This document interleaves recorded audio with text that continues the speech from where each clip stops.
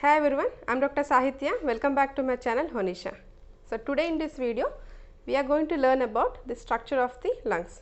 So we are dealing with the respiratory system. So before respiration means exchange of gases, that is oxygen and carbon dioxide. The exchange of gases jarigedi, we have some anatomical structures. The respiratory tract structures enti ante starting with the nose. So the first is nose, next pharynx, and the pharynx continues as larynx, trachea, bronchi and the lungs. So this is the respiratory tract anatomical structures. So today in this video we are going to learn about the structure of the lungs. So before going into the structure of the lungs, a few points about respiration. So as we all know, respiration is a process of exchange of gases, that is oxygen and carbon dioxide. Oxygen అనేది మనం లోపలికి తీసుకుంటాము and carbon dioxide we expire out. So when do the first respiration start? So first respiration అనేది after birth start అవుతుంది. So foetus ఊమ్లో ఉన్నంతసేపు కూడా exchange of gases are done through placenta ద్వారానే మదర్స్ బ్లడ్ నుంచి ఫీటస్ బ్లడ్ వరకు కూడా exchange of gases అనేవి జరుగుతుంటాయి. So the first respiration is after the birth. So what is the normal respiration rate?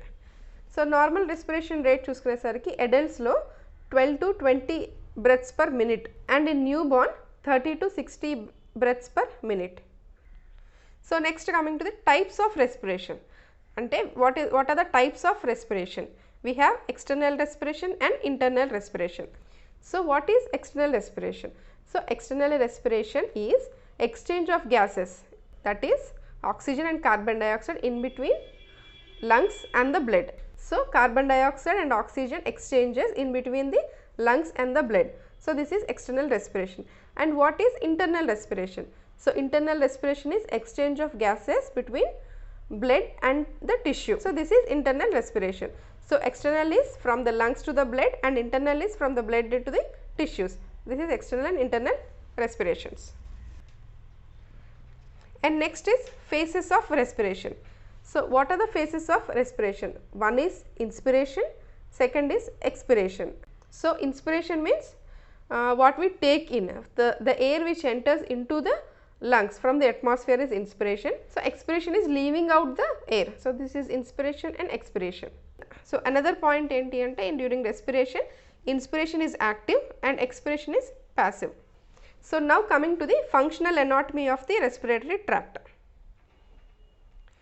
So the functional anatomy of the respiratory tract enti ante the organs or the structures which involve or which coordinate in respiration. So that those are, first is nose. So starting is nose. Manam gali పీల్చుకునేది the starting entry point is nose. So the next, nose continues as pharynx, pharynx to larynx, larynx to trachea, trachea to bronchi. And now coming to the lungs proper. So lungs అనేవి we have two in number, one in right and one in left side. Already చెప్పినట్టుగా we have pair of lungs, that is one right and one left lung, and these lungs are covered with a membrane called pleura. So ఈ pleura sac అనేది it has two layers, one is visceral layer and second is parietal layer. So next is intrapleural space. So what is intrapleural space? So as I already said, there is a membrane covering the lungs known as pleura. So ఈ pleura లో we have two membranes, one is parietal, second is visceral layer. So ఈ visceral layer ki and parietal layer ki there is a space in between. So that space is called as intrapleural space. So this is the space between the two layers of the pleura, that is visceral layer and the parietal layer. So the space between the two layers is filled with the serous fluid. So this serous fluid is called as intrapleural fluid. So what are the functions of the intrapleural fluid? One is it functions as a lubricant to prevent the friction in between the layers. So our two layers edaithe unnado, one is the parietal and the visceral layers. So to prevent the friction in between the two layers, ee pleural fluid anedi help chestundi. So the second is it creates a negative pressure in the intrapleural surface. So these are the functions of the intrapleural fluid. So in some complications and in some diseases, the intrapleural space is filled with either with water, that is hydrothorax, either with blood, hemothorax, either with air, pneumothorax, or either with pus, pyothorax. So, depending upon the complication or depending upon the disease, the intrapleural space is filled with these. Now, so what are the complications or what are the conditions? The space in between the intrapleural layers is filled with above mentioned things.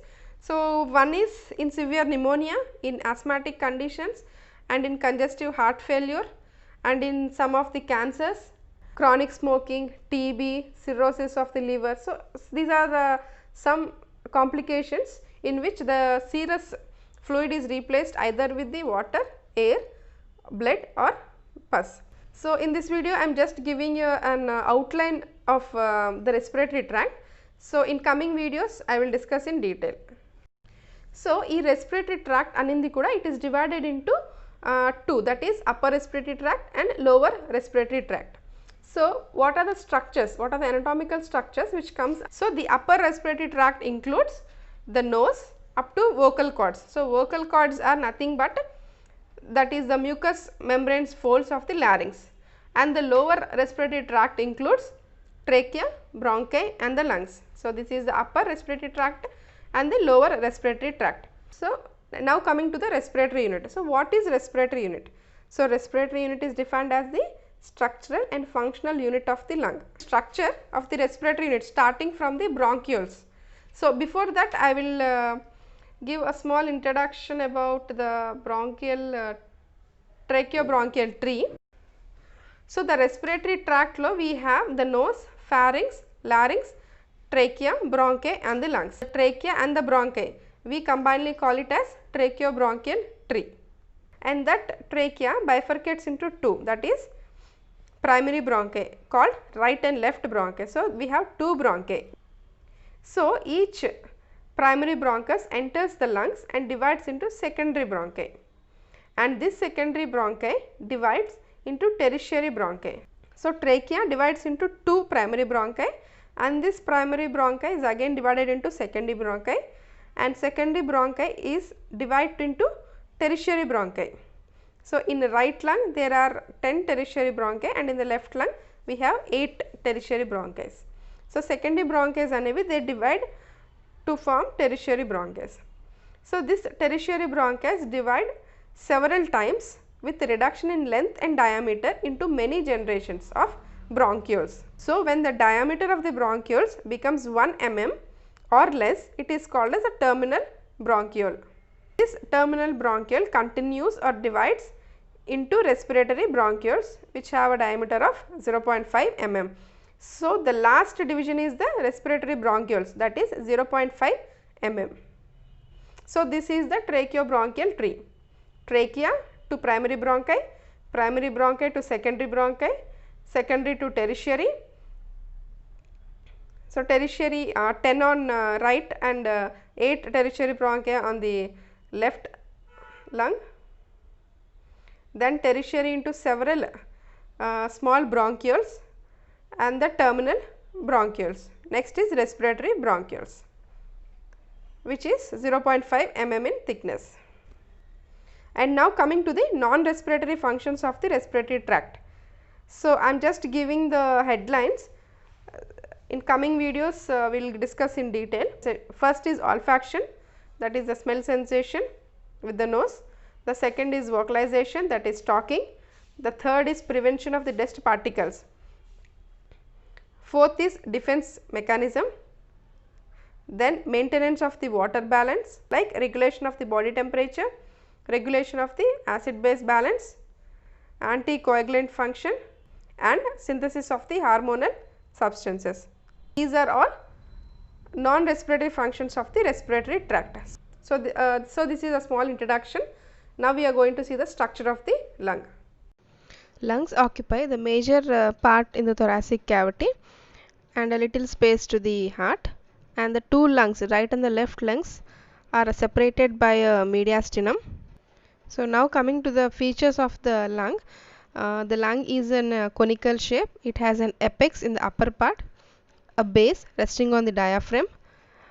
The lung has three borders, that is anterior, posterior and inferior borders, and lung has two surfaces, that is costal and the medial surface. And the medial surface is again divided into vertebral and mediastinal parts. And each lung is divided into lobes.